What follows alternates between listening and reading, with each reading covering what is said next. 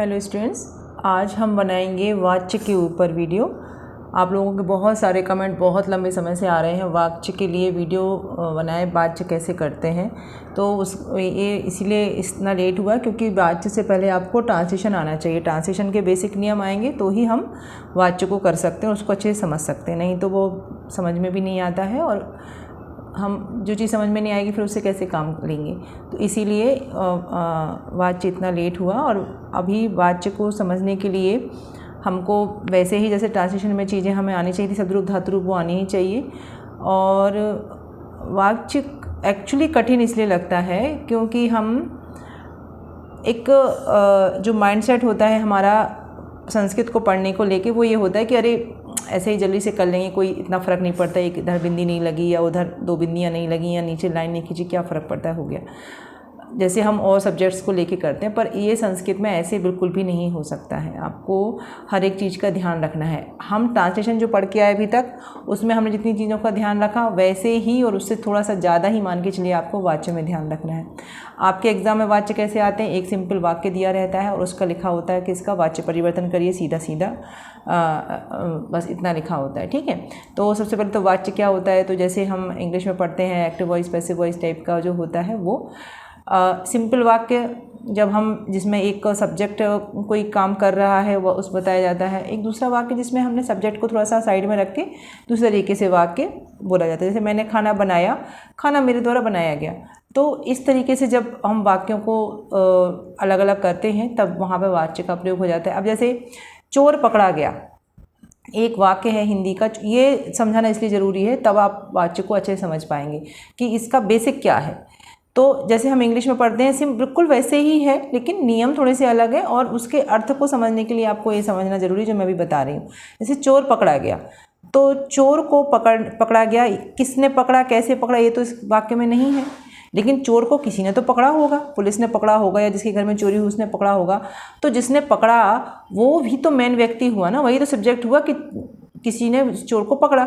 लेकिन इस वाक्य में वो चोर को पकड़ने वाले व्यक्ति को नहीं बताया गया है। तो जब हम ये तो सिंपल वाक्य हो गया, चोर पकड़ा गया, ठीक है, एक्टिव वॉइस का। लेकिन जब हम इसको दूसरे वाक्य में चेंज करेंगे तो क्या बोलेंगे, चोर पुलिस के द्वारा पकड़ा गया है, चोर किसी और के द्वारा पकड़ा गया। तो चोर पकड़ा गया या चोर को पकड़ते हैं, इस टाइप के जब वाक्य होते हैं और जहाँ पर जो मैन करता है वो छिपा हुआ होता है या उसको उसका जो क्या कहना चाहिए, उसकी जो प्रायोरिटी है उसको थोड़ा सा कम करके वाक्य में बताया जाता है, वहीं पर ही वाच्य परिवर्तन का यूज़ हो जाता है।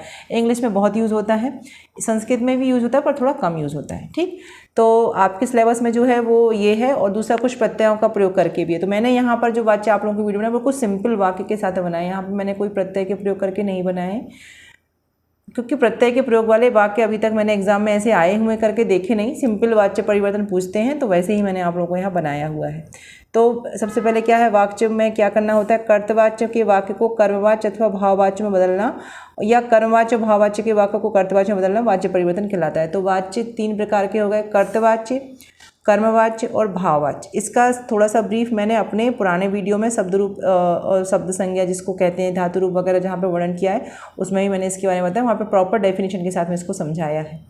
तो कर्तवाच्य मतलब कि एक्टिव वॉइस मतलब जहाँ कर्ता प्रधान है, कर्त मतलब करने वाला, कर्ता प्रधान वाक्य। कर्मवाच्य मतलब जहाँ पर जो ऑब्जेक्ट जो काम किया गया उसको प्रमुख रख के वाक्य बनाया गया, उसको पहले रख के वाक्य बनाया गया, कर्मवाच्य। भाववाच्य इमोशनल जो वाक्य होते हैं या इमोशनल नहीं हो तो किसी भाव को प्रधानता के पूर्वक जो वाक्य बनाए जाते हैं वो भाववाच्य होते हैं। इनका आपस में इंटरचेंज करना, कर्त को कर्म बनाना, कर्म को कर्त बनाना, भाव को कर्म बनाना, इस तरीके से जब चेंजिंग होती है तो वाच्य परिवर्तन कहलाता है। एग्जाम में सीधा सीधा पूछें कि भाववाच्य बदलिए, कर्मवाच्य बदलिए, कर्तवाच्य बदलिए तो ठीक है, सिंपल लिखा है वाच्य परिवर्तन कीजिए तो आप किसी में भी बना सकते हैं। उदाहरण देखते हैं इसमें कैसे उदाहरण है। बालकः व्याघ्रं पश्यति, ये हमारा नॉर्मल वाक्य है। कौन सा वाक्य है ये, कर्तवाच्य का वाक्य, मतलब कि कर्ता प्रधान है, इसमें बालक व्याघ्रम शेर को देखता है। अब हमने इसको बनाया कर्मवाच्य, तो जब हम इसको कर्मवाच्य बनाएंगे तो इसके नियम है, हम अभी आगे बता देते हैं आपको। तो बालक का बन गया बालकेन, व्याघ्रम का बन गया व्याघ्र और पश्यति का बन गया दृश्यते। तो ये जो क्रिया का जो परिवर्तन है ये बहुत महत्व का है, ठीक है। यहाँ पर आपको ती की जगह ते ते अंते वाले जो प्रत्यय है आत्मनेपद के उनको ही क्रिया के रूप में यूज़ करना है। वाच्य परिवर्तन मतलब क्रिया का ये वाला परिवर्तन होना ही होना है, परस्मै पद से आत्मनेपद की क्रिया लग जाती है। ये आपको याद होने चाहिए। फिर वही कंडीशन है कि ये आपको याद होने चाहिए। वाच्य परिवर्तन में क्रिया, उसका कर्ता, कर्ता का विशेषण, कर्म एवं कर्म का विशेषण सभी बदल जाते हैं। मतलब जब भी वाच्य परिवर्तन होगा तो उसमें जो सब्जेक्ट होगा, यदि सब्जेक्ट के आगे कोई विशेषण जुड़ा हुआ है, एडजेक्टिव जुड़ा हुआ है, तो वो भी उसका रूप भी बदल जाएगा। क्रिया का भी क्या कहते हैं, कर्म का भी बदल जाएगा, कर्म का भी कोई एडजेक्टिव है तो वो भी बदल जाएगा। जैसे इसका उदाहरण क्या दिया हुआ है, चंचलः बालकः सुंदरम चंद्रम पश्यति। बालक जो चंचल है, चंचल बालक है, सुंदर चंद्रमा को देखता है। ये एक नॉर्मल वाक्य है, लेकिन जब हम इसको परिवर्तन करेंगे तो बालका का तो बालकिन बने ही बना तृतीय विभक्ति का, चंचल का चंचल भी बन जाएगा। तो जो इसकी वो इसकी। सुंदरम चंद्रम था यहाँ पर, तो यहाँ पर बनेगा सुंदरः चंद्रा पश्यति का दृश्यति। तो ये कर्मवाच्य में बदल गया वाक्य। इस तरीके से परिवर्तन होता है। थोड़ा सा तीनों वाच्य के बारे में समझेंगे यहाँ पर, कौन से वाच्य में क्या चीज़ है। तो कर्तवाच्य, तो कर्तवाच्य में क्या होता है, कर्ता प्रधान होता है, कर्ता के अनुसार क्रिया होती है। ठीक है, वही सेम जो हम पहले भी थे। कर्ता में प्रथम विभक्ति का प्रयोग होता है क्योंकि कर्ता कारक होता है वो, तो प्रथम विभक्ति का एक वचन, द्विवचन, बहुवचन जो भी होगा वो प्रयोग होगा। कर्म में द्वितीय विभक्ति लगती है नॉर्मली, और सकर्मक धातुओं का प्रयोग होता है। कर्मवाच्य क्या कहलाते हैं, कर्म प्रधान होता है, कर्म के अनुसार क्रिया होती है, कर्ता में तृतीया, कर्म में प्रथम विभक्ति होती है। इसमें क्या लग जाएगा, कर्ता में तृतीय विभक्ति लग जाएगी। जब हम कर्तवाच्य का कर्मवाच्य में परिवर्तन करेंगे तो कर्ता में तृतीय, जबकि इसमें क्या है, कर्ता में प्रथम विभक्ति का प्रयोग हुआ है, लेकिन इसमें कर्ता में तृतीय विभक्ति का प्रयोग होगा। और कर्म में प्रथम विभक्ति का प्रयोग हो जाएगा, जबकि कर्म में यहाँ पर नॉर्मली द्वितीय विभक्ति का प्रयोग होता है। तो ये चेंजेस होते हैं जब हम परिवर्तन करते हैं। भाववाच्य में क्या है, भाव प्रधान होता है। उत्तम एवं मध्यम पुरुष का प्रयोग इसमें नहीं होता है, इसमें केवल प्रथम पुरुष के एक वचन की क्रिया का ही प्रयोग होता है। ये एक सबसे अच्छी बात है कि भाववाच्य में केवल प्रथम पुरुष के एक वचन की क्रिया का ही प्रयोग होता है, और कर्ता में भी तृतीय विभक्ति का प्रयोग होता है। ठीक है, तो इस तरीके से है। हम इंग्लिश में भी तो देखते हैं, जैसे कि सिंपल तरीके से जब हम वाक्य एक बनाते हैं, अगर हमने प्रेजेंट इंडेफिनिट का बनाया है तो उसको जब हम पैसिव वॉइस में चेंज करते तो उसके अपने नियम है। प्रेजेंट परफेक्ट की चेंज करते तो उसके अपने हैज़ बीन, हैव बीन जुड़ जाते हैं, क्रिया का थर्ड फॉर्म आता है, आईएनजी रहता है, जो भी एक्स्ट्रा नियम है उसके, वो हम लर्न करके ही तो चेंज कर पाते हैं ना। तो सेम वैसे ही यहाँ पर भी है, यहाँ पर भी रूल्स आपको पता होना चाहिए कि चेंजिंग तो होगी। जब वाक्य का परिवर्तन हो रहा है दूसरे वाक्य में, तो ये तो तय है कि कुछ ना कुछ तो परिवर्तन होंगे। क्या क्या परिवर्तन होंगे, तो कर्ता में परिवर्तन होगा, कर्म में परिवर्तन होगा, किस रूप में परिवर्तन हो जाएगा तो वो हमको पता होना चाहिए, और क्रिया में भी परिवर्तन, तीनों चीज़ में परिवर्तन यहाँ पर हो रहा है। चलिए नियम पढ़ते हैं। देखिए, ये वीडियो देखने के बाद हो सकता है आप लोगों को लगे कि हमें समझ में नहीं आ रहा, कुछ नहीं आ रहा, लेकिन आप एक दो बार आराम से बस स्टोरी के साथ तसल्ली से इसको सुनिए, है ना। एकदम से वो एकदम सुनाओ तुरंत करने बैठ जाओगे, थोड़ा सा सुन के फिर इसका जो मटेरियल है वो इकट्ठा करके रखिए, फिर बनाएंगे, बनेगा भी और समझ में भी आ जाएगा। लेकिन हम एकदम से ही करेंगे ना तो थोड़ा सा ट्रिकी है, ये बात है, लेकिन करने से आएगा, ये भी बिल्कुल श्योर है। नियम क्या है, कर्ता और कर्म के विशेषण में विभक्ति एवं वचन समान होते हैं। जैसे कर्ता और कर्म एक वचन का है तो विशेषण भी एक वचन के होंगे। वाच्य बदलने पर कर्ता तृतीया होने पर इसका विशेषण भी तृतीया में हो जाता है। तो ये क्या नियम हुआ कि किसी वाक्य में यदि कर्ता दिया हुआ है और कर्म भी दिया हुआ है, मतलब सब्जेक्ट और ऑब्जेक्ट दिया हुआ है, और उसके साथ में एग्जेक्टिव भी दिया हुआ है, मतलब कर्ता की भी कोई विशेषता बताई गई है, कर्म की भी कोई विशेषता बताई गई है, तो विशेषण और विशेष, मतलब कि कर्ता और उसका विशेषण और कर्म और उसका विशेषण दोनों की ही सेम वचन और सेम विभक्ति का प्रयोग होगा उसमें। ऐसा नहीं होगा कि अगर कर्ता बोले बहुवचन का है तो विशेषण हम एक ही वचन का लगाएंगे, नहीं, विशेषण का भी बहुवचन का ही रूप लगेगा। अगर कर्ता प्रथम विभक्ति का है तो विशेषण भी एक प्रथम विभक्ति का लगेगा, यदि कर्ता तृतीय विभक्ति का है तो विशेषण भी तृतीय विभक्ति का लगेगा। अगर कर्म एक वचन का है, द्विवचन का है, तो विशेषण भी उसका द्विवचन का बन जाएगा। तो ये इसका कहने का मतलब है नियम का। एक उदाहरण भी दिया हुआ है, सुशीलः बालकः स्वकीयं पाठं पठति। सुशील बालक की विशेषता क्या बताइए, सुशील है, तो ये इसका विशेषण हो गया, ये विशेष हो गया। अब जब हमने पढ़ लिया है नियम में कि तृतीय विभक्ति का प्रयोग होता है, तो बालक का एक प्रथम विभक्ति एक वचन का रूप है ये, बालक का जब तृतीय विभक्ति बनाएंगे तो क्या बन गया, बालकीन बन गया। अब जब हमने इसकी तृतीय विभक्ति बनाई तो विशेषण की भी हम तृतीय विभक्ति बनाएंगे सेम, तो सुशीला का क्या बन गया, सुशीलीन। स्वकीयम पाठम, ये इसका कर्म है, पाठ पढ़ना, इसकी विशेषता क्या है, स्वकीयम मतलब अपना पाठ पढ़ना। तो जब इसको हमने किस में चेंज करना है, प्रथम विभक्ति में चेंज करना है। क्यों चेंज करना है, क्योंकि कर्म कारक बना रहे हैं ना, तो कर्म को कर्ता बनाया जा रहा है। समझने की बात है कि कर्म, जब हम कर्ता वाला वाक्य देखते हैं तो कर्ता कारक प्रथम विभक्ति का प्रयोग होता है सब्जेक्ट में, लेकिन जब हम कर्म कारक बना रहे हैं तो हमने कर्म को एज ए सब्जेक्ट बना दिया है, तो उसमें हम प्रथम विभक्ति का प्रयोग करेंगे। तो पाठम का द्वितीय विभक्ति की जगह प्रथम विभक्ति हो जाएगा पाठा, तो स्वकीयम का भी स्वकीय प्रथम विभक्ति का में प्रयोग हो जाएगा। फिर पठती जो क्रिया थी ये तो प्रश्नपद की क्रिया थी, तो पठ्यते हो जाएगा आत्मनेपद की क्रिया।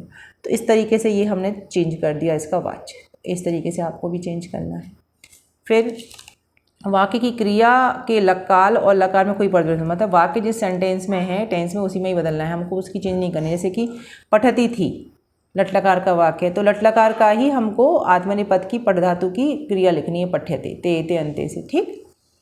फिर कर्मवाच्य बनाते समय देखिए, अब जब हम परस्मैपद पद से आत्मनेपद बना रहे हैं तो कुछ बेसिक से नियम हैं, उन नियमों को यदि हम जान जाएंगे तो बहुत सारी धातुओं के रूप आपको याद नहीं करने पड़ेंगे, वैसे ही बना लोगे।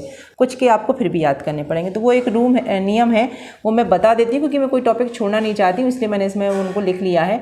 जिन बच्चों को समझ में आ जाए इजीली वो इसको फॉलो करें, जिन बच्चों को समझ में नहीं आए कोई बात नहीं, वो बच्चे जाके सारे के सारे जो धातु के रूप हैं उनको आत्मनेपद के साथ में ते इंते लगाते हुए याद करें। जैसे कि हम पठ धातु था तो जब हम उसको क्रिया के रूप में लट लकार पढ़ते तो क्या पढ़ते, पठती पठता पठंती, है ना।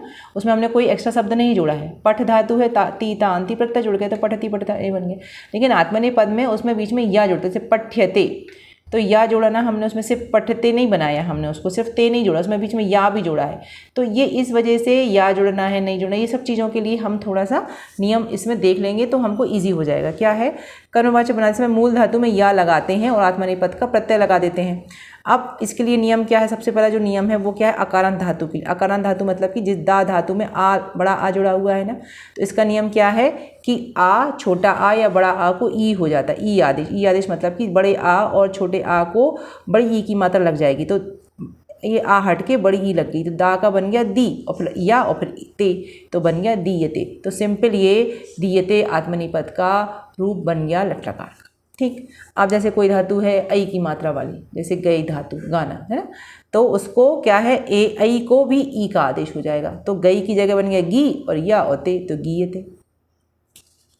ईकारांत और उकारांत है, मतलब जिस धातु के लास्ट में ई छोटी ई की मात्रा है या ऊ है, तो वहाँ पे कैसे बनाना है इसको वो देखते हैं। तो क्या हो जाएगा, ईकारांत उकारांत धातु में ई और ऊ हो जाता है। जैसे छोटी ई की मात्रा है तो बड़ी ई की बन जाएगी वहाँ पर, ठीक है, और छोटा ऊ है तो बड़ा ऊ बन जाता है। तो जहाँ पे छोटी की मात्रा थी तो ची बन गया और ये थे ची थे, जहाँ पे छोटी की मात्रा थी तो जी ये थे बन गया। तो इस तरीके से इसके रूप बदल जाते हैं।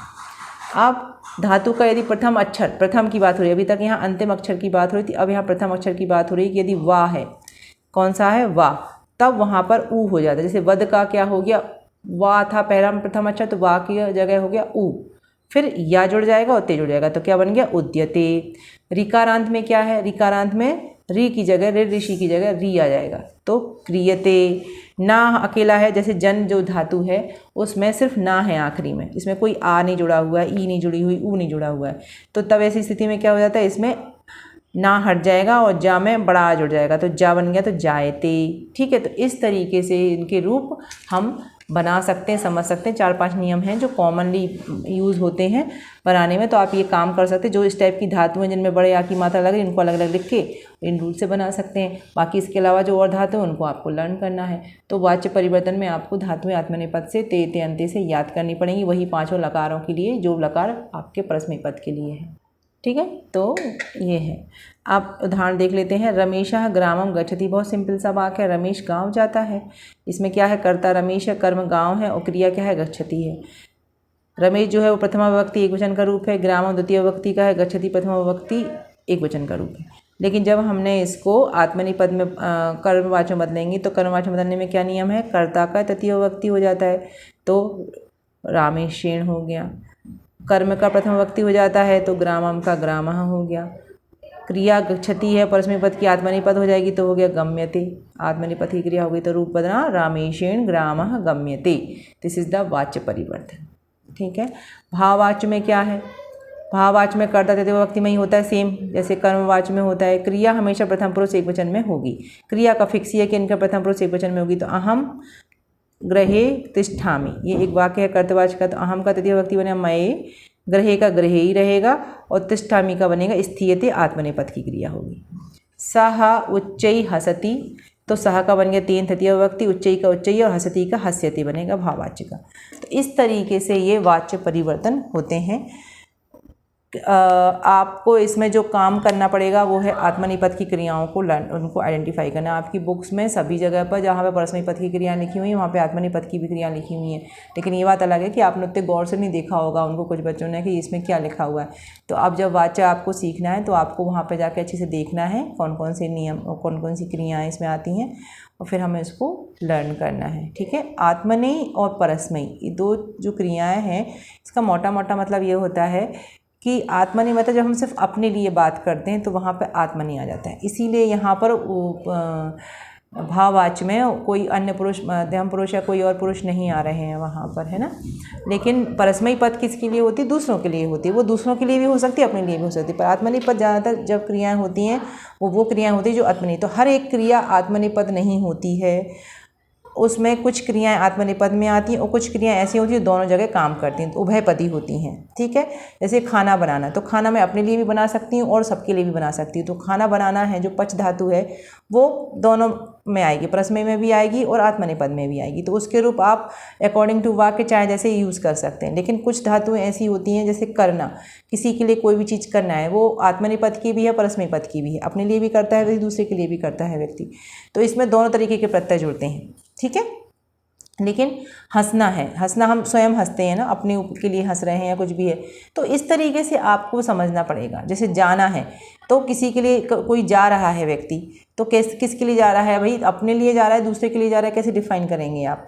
तो जब वाक्य आप देखेंगे और समझेंगे तो पता चलता है कि कौन सी क्रिया लगनी है उसमें, और यही इसका बेसिक है। आत्मनेय पद और परस्मैय पद को समझ लेना, और अगर आप ये नहीं भी समझ पाते हैं कि क्या आत्मनेय पद क्या परस्मैय पद है, उतना भी अगर आप नहीं समझना चाहते या नहीं समझ पा रहे हैं कोई भी कारण से, तो आप सिंपली वाच्य के जो नियम है वो लर्न करिए। एक सिंपल वाक्य संस्कृत का ट्रांसलेट करना सीखिए। उसके बाद फिर जब हम वाच्य परिवर्तन के नियम लगा के उसको तृतीय विभक्ति, नियम कोई ज़्यादा नहीं है उसमें, बस कर्ता का तृतीय विभक्ति करना है, कर्म का प्रथम विभक्ति करना है, विशेषण उसी के अकॉर्डिंग चेंज करना है। बस जो कुछ रोल है वो क्रिया का है कि उसमें परस्मैय पद की क्रिया को आत्मनेय पद करना होता है ना, क्योंकि आप कर्म को सब्जेक्ट के रूप में बता रहे हैं। तो जैसे सब्जेक्ट को, कर्म को आपने सब्जेक्ट के रूप में बताया, वैसे ही वहाँ पे आपको क्रिया चेंज करनी पड़ेगी। तो वो क्रियाओं को किस तरीके से आप बनाएंगे, लर्न करेंगे, कैसे करेंगे, वो टोटली सबका अपना अपना इंडिविजुअल है। लेकिन कुछ भी करें आपको वो पता तो होनी ही चाहिए उसको लिखने के लिए, तभी हम इसको आप बना सकते हैं। तो इस तरीके से ये वाच्य परिवर्तन है, आपको इनको अच्छे से पढ़ लेना है। ठीक है, तो ये इस तरीके से वाच्य है। बहुत ही छोटे उसमें मैंने ये बनाया है कि आप लोगों को कोई ज़्यादा इसमें कन्फ्यूजन नहीं हो, कोई ऐसा नहीं हो कि आपको लगे कि ये बना भी पाएंगे कि नहीं बना पाएंगे, इसलिए बिल्कुल सबसे बेसिक जितनी था मैंने उसमें बनाया।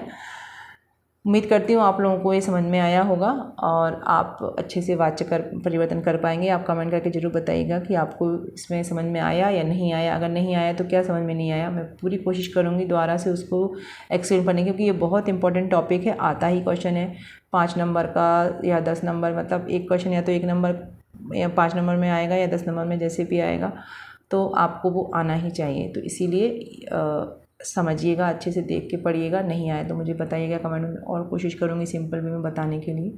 अभी के लिए इतना ही। नेक्स्ट वीडियो में इसके जो सेंटेंस है उनकी छोटी सी प्रैक्टिस करेंगे तो आप लोगों को और ईजी हो जाएगा। Thank you very much.